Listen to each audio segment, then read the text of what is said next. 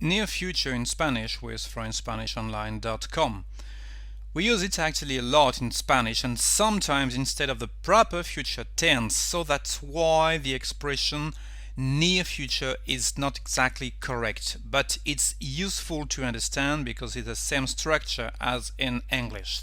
The English equivalent is I'm going to work. Here, as you can see, we have the verb to go and here the infinitive form of a verb. That's exactly the same thing in Spanish. That's why we're going to call it near future, just to know how to build it. Let's take our example, I'm going to work. As we've just said, we have the verb to go, here the present continuous in English, and the infinitive form of any verb, here to work.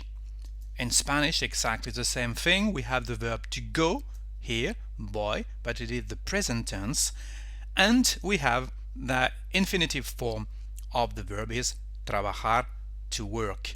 The only difference here is that we need this little letter between the verb to go and the infinitive form. We need a, boy a trabajar, and it's always like that. So it's not very difficult, and let's take some example. You need to know, of course, the conjugation present tense of the verb to go in Spanish, ir, so voy, vas, va, vamos, vais, van. Of course, don't forget the little a and the infinitive form of any verb. Here, for example, voy a leer. Voy a leer means I'm going to read. Vas a comer, you are going to eat. Vas a dormir, he or she, because of course he, as you can see, we don't know, it depends on the context, we don't know who is speaking, male or female, is going to sleep. Vamos a cantar, we are going to sing. Vais a trabajar, you are going to work. Van a beber, they are going to drink. And that's all actually that you have to need.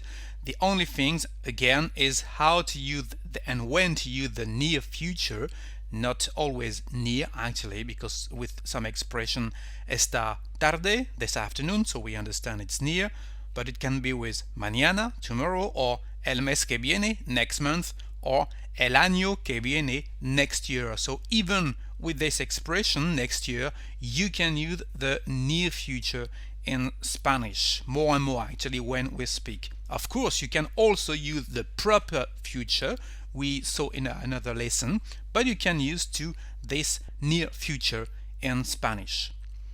Thank you for watching this slide. That's all for today. Está terminado. See you for next lesson, and you can have a look on the script and more lesson at FrenchSpanishOnline.com/magazine because it's free. See you next time. Ciao, ciao.